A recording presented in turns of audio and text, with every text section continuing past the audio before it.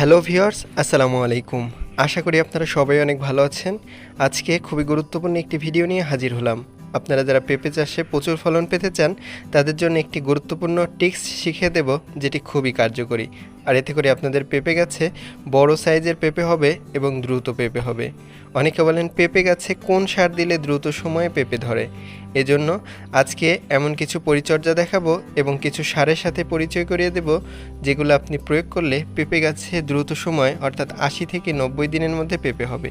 সেই সাথে ভালো জাতের পেঁপে কিভাবে চিনবেন কিংবা পেঁপে থেকে কিভাবে বীজ সংগ্রহ করে নিলে সেই পেঁপে গাছগুলো স্ত্রী পেঁপে গাছ হবে, সেজন্য অবশ্যই পুরো ভিডিওটি দেখতে হবে। এছাড়াও পেঁপের এমন কিছু টিপস দেখাবো যেটি আপনি কখনোই দেখেননি। আর এগুলো ফলো করলে অবশ্যই আপনাদের গাছগুলোতে বড় সাইজের এবং প্রচুর পেঁপে ধরবে। চলুন দেরি না করে শুরু করি। চলুন গোপন একটি টিপস দিয়ে শুরু করা যাক। এজন্য আপনারা দেখতে পাচ্ছেন একটি পেঁপে গাছ প্রচুর ফুল এসেছে। তো এই যে দেখতে পাচ্ছেন একটি শাখায় ৩টি ফুল রয়েছে। আপনারা কি করবেন, একটি ফুল রেখে বাকি যে 2টি ফুল রয়েছে এগুলো যতই ভালো হোক না কেন এগুলোকে ভেঙে দিতে হবে।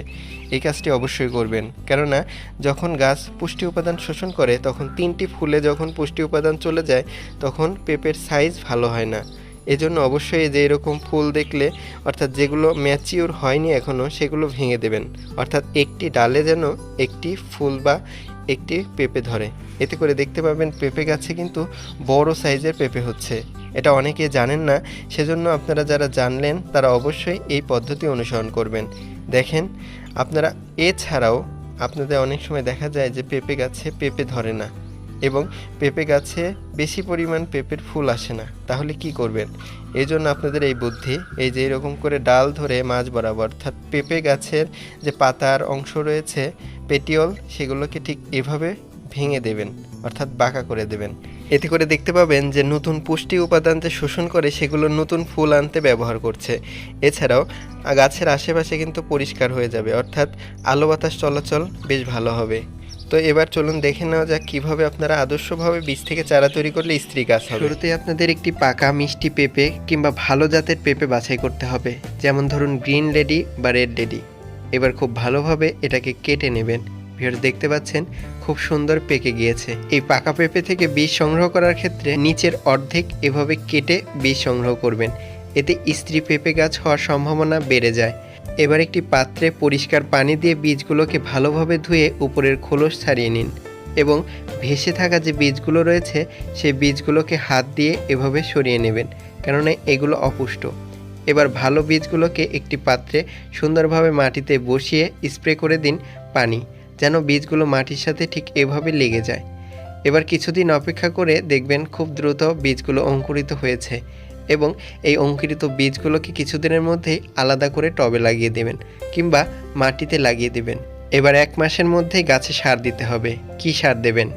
শুরুতেই সার দেওয়ার পূর্বে গাছের চারপাশ ঠিক এভাবে মাটি আলগা করে নিতে হবে নিড়ি দিয়ে। আপনাদের যা থাকে সেটা দিয়েই মাটি আলগা করবেন এবং গাছের চারপাশে কোনো আগাছা হতে দেবেন না, এতে কিন্তু গাছের বৃদ্ধি কম হয়। এবার গাছের গোড়ার দিকে মাটি একটু উঁচু করে দিন এবং গাছের চারপাশ থেকে ঠিক এভাবে 1 ফিট দূরে মাটি তুলে নিন, অর্থাৎ চারপাশে এরকম গর্ত করুন। মনে রাখবেন গাছের একদম গোড়ায় সার দিলে গাছ মরে যায় বা পচে যেতে পারে। তো এভাবে গর্ত করা হয়ে গেলে কী সার দেবেন? এজন্য শুরুতেই দিতে হবে মিশ্র সার। আপনারা বাজারে হয়তো পেয়ে যাবেন, যাতে নাইট্রোজেন, ফসফরাস ও পটাশিয়াম রয়েছে। এই মিশ্র সারটি সচরাচর পাওয়া যায়। এটি আপনারা 10 গ্রামের মতো দিয়ে দেবেন একটি গাছের জন্য, কেননা অন্যান্য সারের ব্যাকআপ হিসেবে এটি কাজ করে। এবার যা দিতে হবে ইউরিয়া সার। ইউরিয়া সারও 8 থেকে 10 গ্রাম দিয়ে দেবেন একটি গাছের জন্য। ইউরিয়া সারের মধ্যে প্রচুর পরিমাণে নাইট্রোজেন থাকায় এটি গাছের বৃদ্ধিকে ত্বরান্বিত করে, যাতে করে খুব অল্প সময়ে গাছের বৃদ্ধি হয়। এতে করে গাছের দ্রুত ফুল ফল আনার জন্য তৈরি হয়ে যায়। এবার যেটি দিতে হবে সেটি হলো টিএসপি সার। হ্যাঁ ভিউয়ার্স, এটি হলো ফসফরাসের উৎস। এই ফসফরাস গাছের গোড়াকে মজবুত রাখে, সেই সাথে পাতা সবুজ থাকে, ফলে গাছটা সতেজ হয় এবং গাছে দ্রুত ফুল ফল আসে। এটি আপনারা অবশ্যই 10 গ্রামের মতো দিয়ে দেবেন একটি গাছের জন্য। এই সারগুলো অবশ্যই বিকেলের দিকে দিতে হবে। এবার দিতে হবে ফুরাডান। হ্যাঁ ভিউয়ার্স, আপনারা হয়তো অনেকেই চিনে গেছেন, ফুরাডান হচ্ছে ছত্রাকনাশক, যা মাটিতে থাকা যত ব্যাকটেরিয়া বা ফাঙ্গাস সব কিছুকে ধ্বংস করতে সাহায্য করে। এতে করে মাটির উর্বরতা ভালো থাকে এবং গাছের গোড়া পচে যায় না।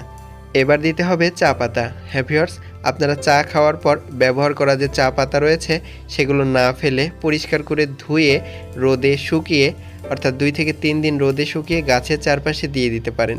এটি নাইট্রোজেনের ব্যাকআপ হিসেবে কাজ করে এবং গাছে ময়েশ্চার ধরে রাখতে সাহায্য করে। এবার দিতে হবে থিওভিট। হ্যাঁ ভিউয়ার্স, এটি হলো সালফারযুক্ত ছত্রাকনাশক। এটি আপনারা অবশ্যই গাছের জন্য ব্যবহার করবেন। বিশেষ করে পেঁপে গাছের দ্রুত ফলনে এটি খুবই কার্যকরী। এই চ্যানেলের নিয়মিত যারা ভিডিও দেখেন হয়তো বুঝে গেছেন।